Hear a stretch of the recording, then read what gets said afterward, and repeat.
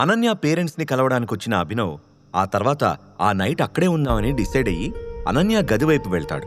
కాని ఆమె కోపంగా అతడి ముఖంపైనే డోర్ వేసి స్టోర్ రూంలో పడుకోమంటుంది.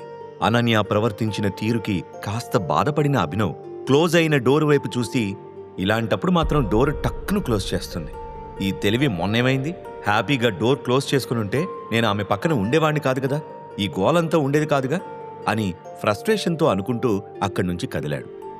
ఒక్కో రూము చెక్ చేస్తూ చివరికి కింద ఫ్లోర్లో ఉన్న స్టోర్ రూమ్కి వెళ్ళాడు. లక్కీగా అక్కడ ఒక బెడ్ కనిపించడంతో వెళ్ళి దానిపైన పడుకున్నాడు.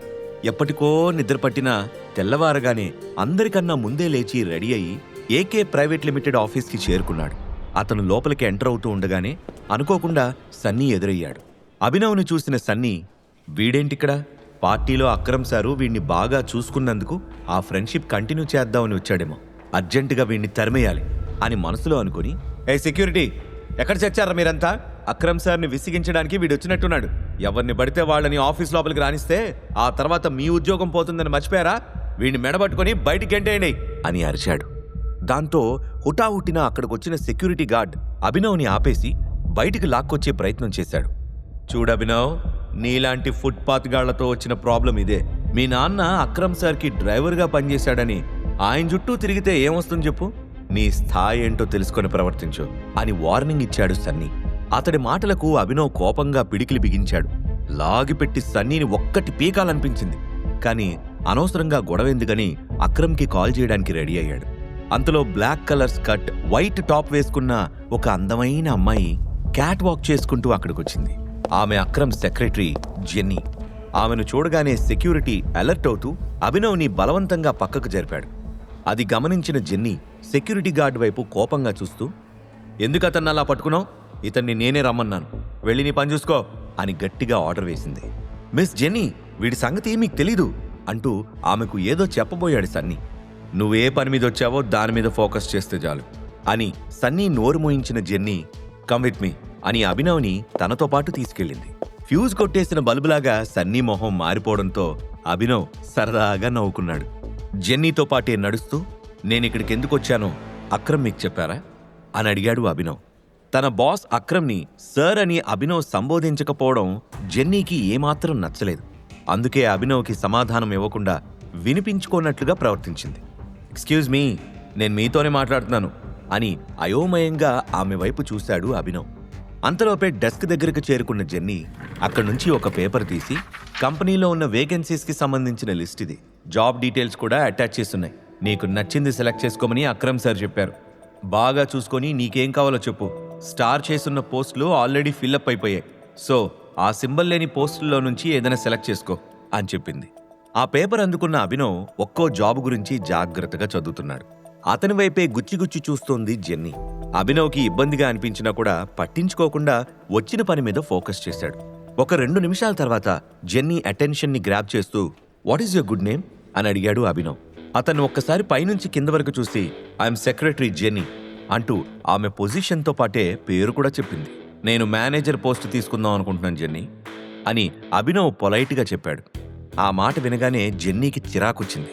ప్రస్తుతం ఆ పోస్టు ఖాళీగా లేదు, అయినా నీకు స్టార్ చేసున్న పోస్టుల్లో నుంచి సెలెక్ట్ చేసుకోవద్దని చెప్పాను కదా అని రొసరొసలాడుతూ చెప్పింది. ఆ సంగతి నాకు అర్థమైంది, కానీ నాకు మాత్రం మేనేజర్ పోస్టే కావాలి అని కూల్గా అన్నాడు అభినవ్. ఆల్రెడీ ఆ పోస్టులో ఒకళ్ళు పనిచేస్తున్నారు, నువ్వు అడిగావు కదా అని ఉన్నవాళ్ళని తీసేయమంటావా అని కోపంగా అడిగింది జెన్నీ. ఆ మాట నేననలేదు, ఈ లిస్ట్ ప్రిపేర్ చేసింది నాకిచ్చింది నువ్వే. నాకు కావాల్సింది సెలెక్ట్ చేసుకోమని అక్రమ్ సార్ చెప్పారన్నావు కదా, అందుకే నా డిసిషన్ నేను చెప్పాను.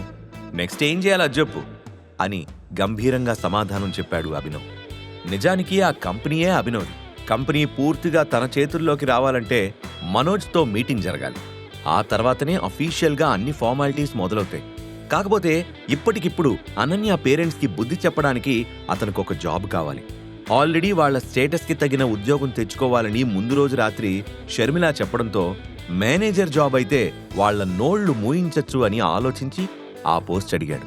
ఒక్క క్షణం తీవ్రంగా ఆలోచించిన జెన్నీ, సరే నువ్వైతే రేపటి నుంచి ఆఫీస్కి రా, ఆ లోపు ఆలోచించి ఒక నిర్ణయం తీసుకుంటాను అని చెప్పింది.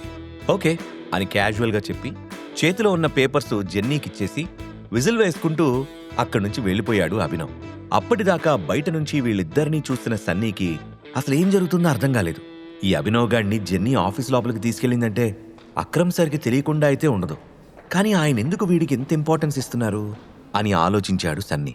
ఏకే ప్రైవేట్ లిమిటెడ్ ఆఫీస్ నుంచి బయటకొచ్చాక బ్యాంకుకు వెళ్ళి అక్రమ్ ఇచ్చిన చెక్ డిపాజిట్ చేసి ఎలాగో రేపటి నుంచి రమ్మని జెన్నీ చెప్పింది కాబట్టి అర్జెంటుగా కొత్త బట్టలు, కొత్త చెప్పులు, కొత్త ఫోను కొనుక్కోవాలి. ఇన్ని రోజులంటే ఏదో అలా అయిపోయింది. ఇకపై నా లుక్ చూసి ఎవ్వరూ ఇన్సల్ట్ చేయకూడదు అని నిర్ణయించుకొని బ్యాంక్ దగ్గరికి చేరుకున్నాడు. బ్యాంక్ బయట కొలీగ్స్తో కబుర్లు చెప్తూ ఉన్నాడు ప్రణవ్. తరచూ ఆ బ్యాంక్కి ప్రణవ్కి ఫుడ్ డెలివరీ చేయడానికి అభినవ్ వస్తూ ఉండడంతో అతనికి అభినవ్కి బాగా పరిచయం ఏర్పడింది. కానీ ప్రణవ్ ఎప్పుడూ అభినవ్కి రెస్పెక్ట్ ఇచ్చేవాడు కాదు. అభినవ్ ఎంటర్ అవడం గమనించిన ప్రణవ్, ఎంట్రా డెలివరీ బాయ్, ఇవాళ డ్యూటీ లేదా, ఈ టైంలో బ్యాంకుకి వచ్చావు అని అందరి ముందు ఇన్సల్ట్ చేసినట్టు మాట్లాడాడు. ప్రణవ్తో గొడవపడి ఎనర్జీ వేస్ట్ చేసుకోవడం ఇష్టం లేక పెద్దగా రియాక్ట్ అవ్వకుండా చెక్ డిపాజిట్ చేయడానికి వచ్చాను, మేనేజర్ని కలవాలి అంటూ జేబులో ఉన్న చెక్ని బయటికి తీశాడు అభినవ్. ప్రణవ్ ఎగతాళి చేస్తున్నట్టుగా నవ్వుతూ, నీకు బ్యాంక్ అకౌంట్ ఉండడమే ఎక్కువ, అలాంటిది నీకు చెక్కు డిపాజిట్ చేసుకోమని ఇచ్చిన తలకమాసినేదో ఎవరు అని అడిగాడు. అదంతా నీకు అనవసరం, చాలా పెద్ద అమౌంట్ కాబట్టి నేను డైరెక్ట్గా మేనేజర్ని కలవాలి అంటూ ప్రణవ్ని దాటుకుని ముందుకెళ్లే ప్రయత్నం చేశాడు అభినవ్. కానీ ప్రణవ్ అక్కడితో ఆగకుండా అభినవ్ చేతిలో ఉన్న చెక్కుని లాక్కొని, నేను ఇక్కడ మాట్లాడుతుంటే పట్టించుకోకుండా వెళ్ళిపోతావేంటి అని కోపంతో ఆ చెక్ని చింపేశాడు. అది చూసి షాక్ అయిన అభినవ్ విపరీతమైన కోపంతో, ఏయ్ నీకేమైనా పిచ్చి పట్టిందా, ఎందుకలా చింపేశావు, దాని వాల్యూ ఎంతో తెలుసా అని చేయి పైకెత్తాడు. అభినవ్ మొహంలో కోపం చూసి భయపడిన ప్రణవ్, సెక్యూరిటీ సెక్యూరిటీ వీడిని బయటికి గంటేయండి అని అరుస్తూ అభినవ్ వైపు తిరిగి, సైలెంట్గా ఇక్కడి నుంచి వెళ్ళిపో, లేదంటే డూప్లికేట్ చెక్తో బ్యాంకుని మోసం చేద్దాం అనుకుంటున్నావు అని పోలీసులకు ఫోన్ చేసి నిన్ను బొక్కలో వేయిస్తాను అంటూ వార్నింగ్ ఇచ్చాడు. చిరిగిపోయిన చెక్కు ముక్కల్ని నేల మీద నుంచి ఏరుకుంటూ ఉండగా అతన్ని తోసేయడానికి రెడీ అయ్యారు సెక్యూరిటీ గార్డ్స్. సరిగ్గా అప్పుడే, అసలు ఇక్కడ ఏం జరుగుతుందో నేను తెలుసుకోవచ్చా అని గంభీరమైన స్వరం వినిపించింది. అందరూ వెనక్కి తిరిగి చూడగానే బ్యాంక్ ఎంట్రన్స్ డోర్ వద్ద నిలబడి కనిపించాడు బల్కంపేట్ బాలరాజ్. అతను ఏదో పని మీద లోపలికి వెళ్తూ అభినవ్ను చూసి ఆగాడు. బాలరాజ్ని చూడగానే అభినవ్ కొంచెం రిలీఫ్గా ఫీల్ అయ్యాడు. ప్రణవ్ గబగబా బాలరాజ్కి ఎదురెళ్ళి, సారీ సార్, మీరెప్పుడొచ్చారు అని అడిగాడు. ఏంటి గొడవ అని మేసం తిప్పుతూ అడిగాడు బాలరాజ్. వీడు ఒక డూప్లికేట్ చెక్ తీసుకొచ్చి డబ్బులు కావాలంటూ మా బ్యాంకును మోసం చేయాలని చూస్తున్నాడు, పెద్ద ఫ్రాడ్ గాడు సార్, అందుకే సెక్యూరిటీ చేత బయటికి గెంటిస్తున్నాను అని గర్వంగా చెప్తూ నవ్వాడు ప్రణవ్. బాలరాజ్ సెకండ్ కూడా ఆలస్యం చేయకుండా ప్రణవ్ చెంప చిళ్ళు మనిపించాడు. దాంతో అతని కళ్ళు బైర్లు గమ్మాయి. ఆ తర్వాత సెక్యూరిటీ వైపు చూసి, అతను వదిలేండి అంటూ ఆర్డర్ వేసి, నాతో రా అని అభినవ్ చేయి పట్టుకుని మేనేజర్ గది వైపు అడుగులు వేశాడు. ప్రణవ్తో పాటు అక్కడ ఉన్న అందరూ కూడా సైలెంట్గా బాలరాజ్ వెనుకనే నడుస్తున్నారు. బాలరాజ్ తనకి ఇంపార్టెన్స్ ఇవ్వడం చూసి అందరికీ డౌట్ వస్తుందేమో అని కంగారు పడ్డాడు అభినవ్. అతని ఉద్దేశాన్ని అర్థం చేసుకున్న బాలరాజ్ వెనకే వస్తున్న ప్రణవ్ వైపు తిరిగి, చూడు, ఈ కుర్రాడు నిజంగానే ఫ్రాడ్ చేద్దాం అని అనుకుని ఉండొచ్చు, కానీ మేనేజర్ని కలుస్తా అంటూ చెక్ తీసుకొచ్చాడు కదా, అందులో ఎంత అమౌంట్ ఉందో చూడకుండా చింపేశావు, ఇలా చేస్తే మీ బ్యాంక్ రెప్యుటేషనే పాడవుతుంది, ఏ డెసిషన్ అయినా మేనేజర్కి వదిలేద్దాం, అందుకే ఇతన్ని లోపలికి తీసుకెళ్తున్నాను అని చెప్పాడు. దానికి ప్రణవ్ సైలెంట్గా తలాడించాడు, కానీ నోరు తెరిచి మాట్లాడే సాహసం చేయలేదు. అభినవ్ని తీసుకుని మేనేజర్ రూమ్ లోపలికి వెళ్ళాడు బాలరాజ్. హఠాత్తుగా తన క్యాబిన్ డోర్ తెరుచుకోవడంతో అటువైపు చూశాడు మేనేజర్. వచ్చింది బాలరాజ్ అని తెలియడంతో వెంటనే లేచి నిలబడ్డాడు. బాలరాజ్, నువ్వెప్పుడొచ్చావు, నువ్వు వస్తున్నట్టు ఫోన్ కూడా చేయలేదు అంటూ నవ్వుతూ పలకరించాడు మేనేజర్ డీకే. ఓ చిన్న పనుండి ఇటుగా వెళ్తున్నాను, బయట మీ వాళ్ళు ఇతనితో గొడవ పెట్టుకుంటూ ఉంటే చూసి ఆగాను, ఇంతకీ ఇతనెవరో నీకు తెలుసా అంటూ అభినవ్ వైపు చూపించాడు బాలరాజ్. అభినవ్ వైపు ఒక లుక్ ఇచ్చి, ఇతనా, ఎప్పుడూ చూడలేదు అని చెప్పాడు. కానీ వెనువెంటనే అతని కళ్ళు అభినవ్ ఉంగరం మీద పడగానే ఆశ్చర్యపోతూ, ఇతను మన టైగర్ కదా అని ఉద్వేగంతో అన్నాడు. కేవలం ఉంగరం చూసి డైరెక్ట్గా తనెవరనే విషయం బ్యాంక్ మేనేజర్ కనిపెట్టడంతో అభినవ్ షాక్ అయ్యాడు. అంతకుముందు అక్రమ్ కూడా అలాగే గుర్తుపట్టాడు. అభినవ్ వైపు చూసిన బాలరాజ్, ఇతనెవరో తెలుసా టైగర్, నువ్వు కెప్టెన్గా ఉన్న మన టీంలో ఇతనే చివరి మెంబర్, పేరు డీకే అంటూ పరిచయం చేశాడు. అంతకుముందు చాలాసార్లు ఆ బ్యాంక్కి ఫుడ్ డెలివరీ ఇవ్వడం కోసం, అలాగే చిన్న చిన్న బ్యాంక్ పనుల మీద అభినవ్ వచ్చాడు. ఇప్పుడు ఆ బ్యాంక్ మేనేజర్కి తనే బాస్ అని తెలియగానే అభినవ్ ఒకంత థ్రిల్కి గురయ్యాడు. అప్పటికే మోకాళ్ల మీద నిల్చున్న డీకే, ఇన్నాళ్ళు ఎక్కడున్నావు టైగర్? నీకేం కావాలో చెప్పు, ఏదైనా చేయడానికి నేను రెడీ అని ఫుల్ ఎక్సైట్మెంట్తో అన్నాడు. ఆ సిచ్యువేషన్ అభినవ్కి కొంచెం ఇబ్బందిగా అనిపిస్తుందని గమనించిన బాలరాజ్, ఏయ్ నువ్వు ముందు పైకి లే డీకే అంటూ అతన్ని లేపి, టైగర్ తిరిగొచ్చాడన్న విషయం నీకు నాకు అక్రమ్కి తప్ప ఇంకెవ్వరికీ తెలీదు, తెలియకూడదు. కొన్ని రోజుల పాటు అందరూ ఇతన్ని సాధారణ మనిషిలాగానే చూడాలి అని హెచ్చరించాడు. బ్యాంక్ మేనేజర్ డీకే కన్నీళ్లతో తలూపుతూ, మిమ్మల్ని చూడడం చాలా సంతోషంగా ఉంది టైగర్. ఇక మా బాధలకి భయాలకి ఫుల్ స్టాప్ పెట్టేయచ్చు. మళ్ళీ మాఫియాలో మనం ఒక న్యూ ఇన్నింగ్ స్టార్ట్ చేయగలమనే నమ్మకం వచ్చింది అని సంతోషంగా చెప్పాడు. బాలరాజ్ మాట్లాడుతూ, అన్నిటికన్నా ముందు ఇక్కడ పనిచేసే నీ ఎంప్లాయీ ఒకడికి బుద్ధి చెప్పాలి. నా చెంపదెబ్బ వాడికి ఆల్రెడీ రుచి చూపించానుకో అంటూ బ్యాంకు బయట జరిగిందంతా వివరించాడు. ఇదిలా ఉంటే మరోవైపు ఒక కాస్ట్లీ విల్లాలో స్విమ్మింగ్ పూల్లో కాళ్ళు పెట్టుకుని కూర్చున్నాడు ఒక వ్యక్తి. కళ్ళకి నల్ల కళ్ళద్దాలు, మెడలో విలువైన బంగారు గొలుసు, చేతిలో విస్కీ గ్లాస్, ఒళ్ళో బికినీ వేసుకుని వయ్యారాలు పోతున్న ఒక అందమైన అమ్మాయి. ఇంతలో అతడి సెక్రటరీ వేగంగా వచ్చి, సార్ బిగ్ బ్రేకింగ్ న్యూస్ అంటూ డిస్టర్బ్ చేసింది.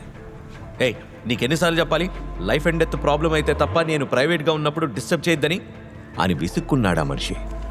లైఫ్ అండ్ డెత్ కాదు, అంతకన్నా ఎక్కువ సార్, టైగర్ ఈజ్ బ్యాక్ అని ఆందోళనతో చెప్పింది.